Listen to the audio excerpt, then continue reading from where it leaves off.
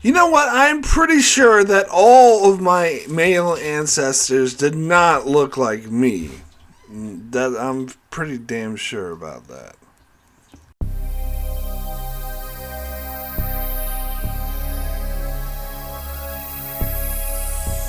Hello and welcome to Enchantment of Eternity's review for Star Trek Picard Season 2 Episode 5, Fly Me to the Moon. This video is a part of a series of videos where I review episodes of Star Trek Picard, so I'll have to start with a spoiler warning for Picard up to Season 2 Episode 5. If you have not seen up to this point, you will not want to watch this video, otherwise some things may be spoiled for you. So, last week I talked about how the show kind of lost me, that it started really strong, and you see my reviews of episodes 1 and 2, I'm like, wow, this is really good, but I have, there's a precedent from the season 1 that they start out strong, but then they just go downhill. I think that season 2 might be worse than season 1 in that regard, in all honesty, but we'll see how this goes, because this episode has done nothing to alleviate my feelings that this season has gone downhill. In fact, I wouldn't say that it is as bad as last week's episode, because it didn't do anything that pissed me off as much as what they did with Guinan. But I'm just not interested in what they're doing anymore. They really truly have lost me, and what they're doing I think is a bit silly. Now, to be fair, I think it's possible there's several directions they could take this in the end of the season that could save it towards the end of the season and make me feel better about the season overall. But still, even if they did that, which I don't really have high hopes that they will, I still would think that these episodes are not that good. This week's and last week's, that is. So, there left this big cliffhanger last week, and Rios' storyline was the main one that I liked, which I talked about, and they left this big cliffhanger last week of Rios being taken to Mexico in a bus where he'd be lost forever, and they'd never find him, and Raffi and 7 of 9 beamed to their location after a totally useless car chase. They beamed to the location, but they're just standing on the side of the road, and they're like, how are we going to attack this moving bus? So they're setting up this really, really difficult, impossible situation, but actually it was super easy, barely an inconvenience. All they had to do was 7 of 9 push some button on the tricorder that made the bus lose power, and they just went on board and easily beat the crap out of the guards and rescued him. It was so anticlimactic. It was like, what was the whole point of the whole thing? It's just like, really? That? And then we didn't get any more Rios in this episode, and he was he was talking with the rest of the crew or whatever, but they kind of abandoned his whole storyline with the doctor, which we must see her again. Actually, she was one of the more interesting characters, but instead they completely changed directions and focused on the new characters and they just introduced them in this episode. I mean, last week, at the end of last week's episode, we saw Q sitting there going to this woman, who the hell is this woman? And then we meet her in this episode that she is Picard's ancestor. Of course she is. Or at least she doesn't look like him. I'll get to that. Yeah. Anyway. So, it was played by Patrick Stewart playing a 20-something woman. Anyway, so she's an astronaut, and she's going to go on a historic mission, Europa mission or whatever. What difference does it really make before World War III happens is beyond me. But apparently, the same argument could be and was made for the Bell Riot thing as well. But, this is Star Trek. So anyway, So they identify this as the focal point of when the timeline changes, and that's what they need to change. And then so we see Picard talking to the Watcher, who looks exactly like Laris, and yeah, it's Laris with an L. I kept calling her Varys. I was like, well, that's like Game of Thrones, dude. But anyway, I don't know why I thought it started with the V. But anyway, she looked exactly like Laris, and they name dropped Gary 7. You know, I think I had just did my original series season 2 review and talked about that episode that Gary 7 revealed and appeared in, and saying how that was a shameless, terrible episode, that it was just Gene Roddenberry trying to pitch this idea for a bad show, which of course he couldn't, which is probably why they wouldn't let him make a pilot, because the idea sucked. So he snuck it into a Star Trek episode, and of course it didn't work because it's this terrible idea, and the episode had absolutely nothing to do with Star Trek. Like, the Star Trek characters were like hand-fisted into the episode just so that Roddenberry could make his stupid pilot for a bad idea. And now they reference that and saying, oh, this is a person that's similar to Gary 7. No! Don't. That's one thing you do not reference, because, and I think I talked about in my review that I want to erase that episode from canon. Now they're furthering it further. No, this episode needs to be erased from canon. It was just some stupid Roddenberry bullshit, and so that really soured me towards this whole character.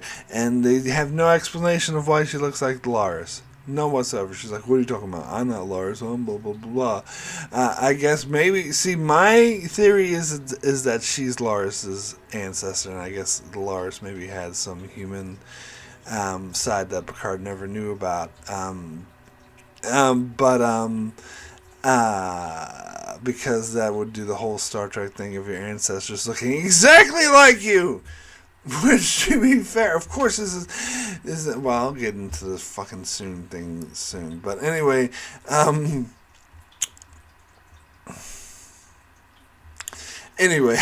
so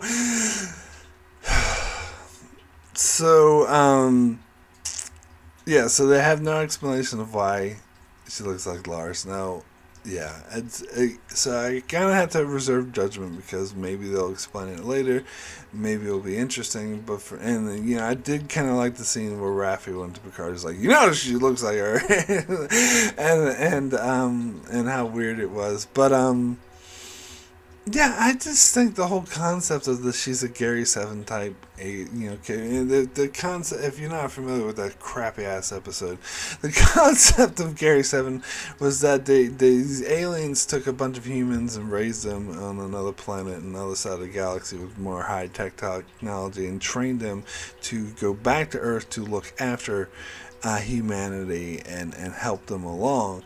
The whole thing about being a specific, no, because before it was like, oh, this is a Watcher, and now they took it from, now no longer she's a Watcher, she's a guardian angel now, or guard dog or whatever. That's a new concept, and I think that's dumb. I'm sorry, I do. Maybe I am more cynical to the season now after the way they're taking it, but I think that's dumb. And so now we have this new storyline with Renee, Picard, which I'm not really interested in, and they're trying to look after her. And then there's Q was appeared as her psychologist. I knew the fact that the camera angles were not showing who the psychologist was fucking obvious. It was Q,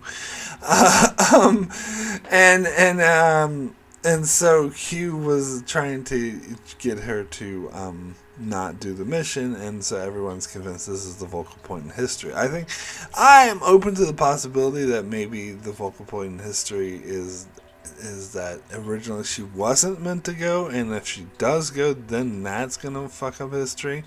But I doubt it. I don't think this show's that clever. And again, I hope that they review, and then what is going on with Q, how he's not able to use his powers. I hope that they reveal that something's up with him. That there's more to meet the eye. That he's really not just trying to change the future for this.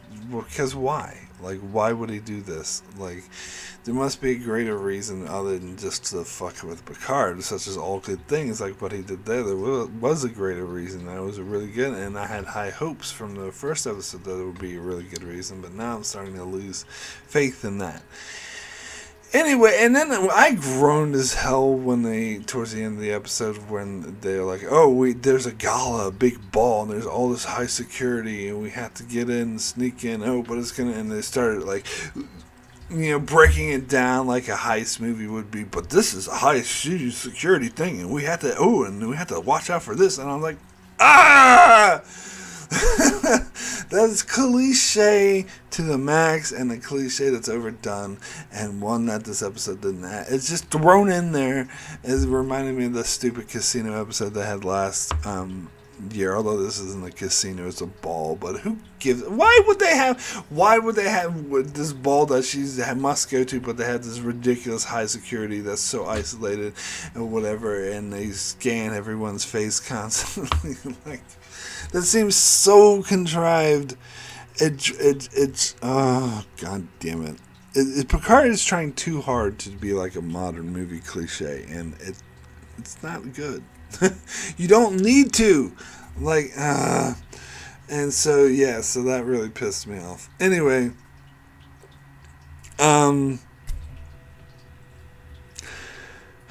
Q. So the other character we meet is Soong's ancestor, who, just like the Soong ancestor appeared in Enterprise, is played by Brent Spiner, so it looks exactly like Soong, exactly like Data. So I guess all of his ancestors look exactly like him, and he has a daughter that is played by the same actress who plays Soji. Now, this one I could buy a bit more, because it is possible that Data, because Soji was modeled after sort of a daughter, if I remember season 1, a daughter that Data dreamed of or painted of. So I could it's probable that Data painted the image of this ancestor that he looked up of Soong, and that's why they created the daughter. So that is actually I can actually buy that. But Soong, I mean, and of course, and then I forgot to mention his son looks exactly like him too. I guess the gene pool in this family is just really shallow. Oh my god, that is so dumb! I'm sick of it. Now, this, of course, is not the first time. This is actually a common cliche in movies as well, and Star Trek, of course, has done this before, like with Guru playing Janeway's ancestor, look exactly like her. But I hate this cliche. I really hate it, and I think they overused it, particularly with Brent Spiner. And I knew this was coming because I saw him in the previews, and I was like, oh god, I was like dreading it.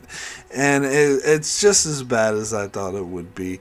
And why Q, and it seems like, I feel like Q losing his powers is contrived so they could have this plot of Q having to go to Soong to get his help to, prevent Picard from joining the thingy.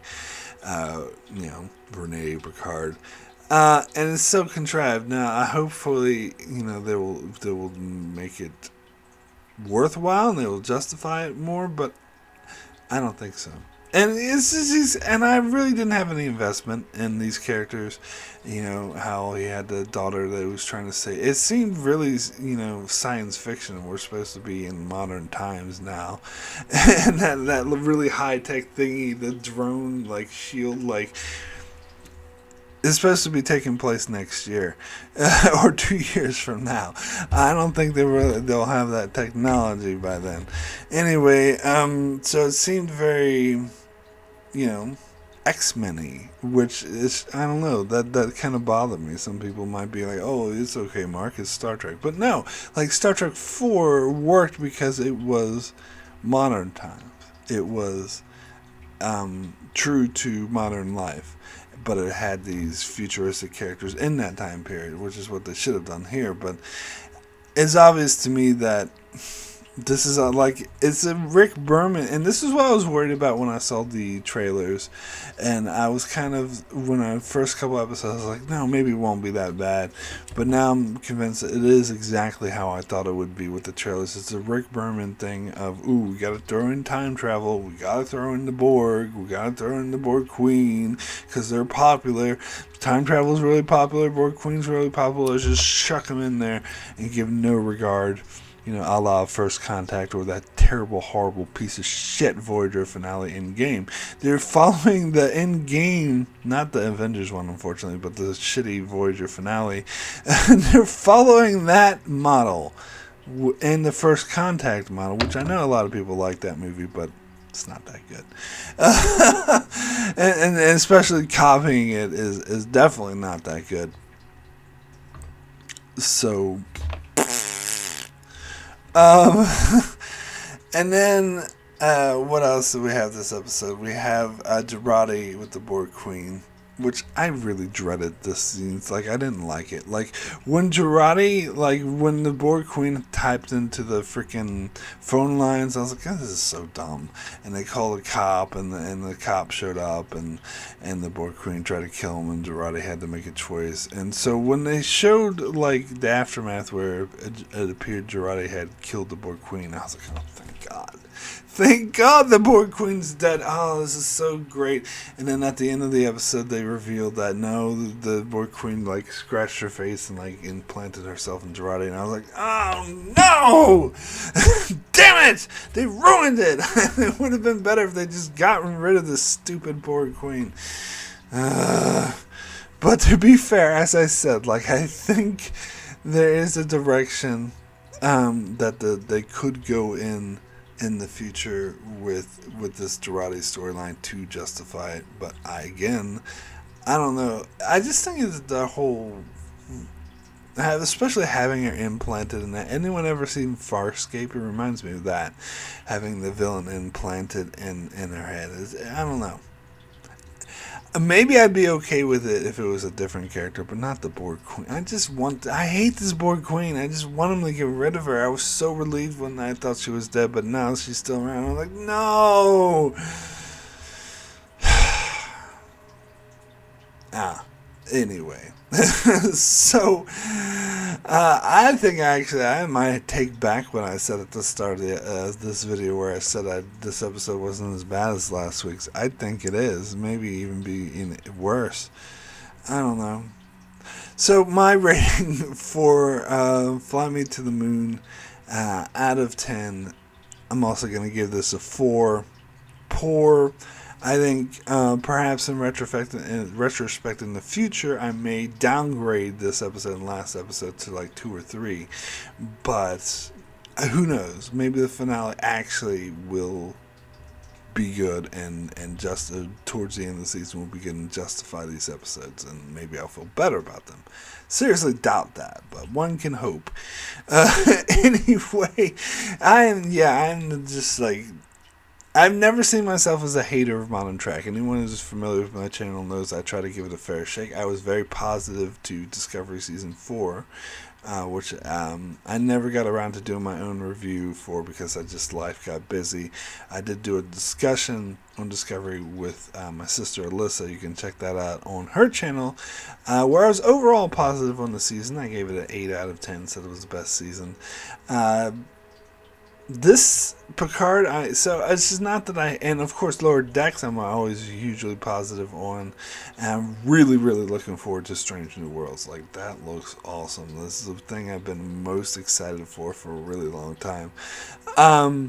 So I'm not one of those haters of everything Modern Trek or Alex Kurtzman, everything he touches turns to shit. I don't agree with that. But I am really sour on Picard now. But I know it's just been 2 episodes, but it's kind of justifying the fear that I thought when I first saw the trailers for this, and it makes me not want to really watch this. Like it's getting a season 3, and I'm convinced it's gonna suck.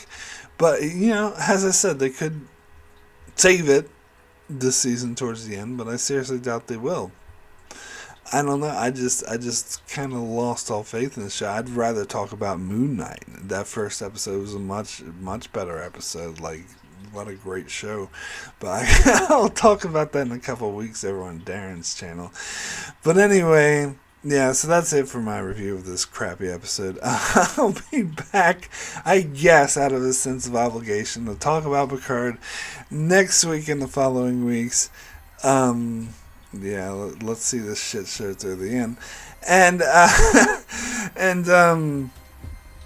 you can also check out my channel as I cover many other Star Trek videos. I'll be doing another poll out soon for what episodes, another round of episode reviews for all 5 series.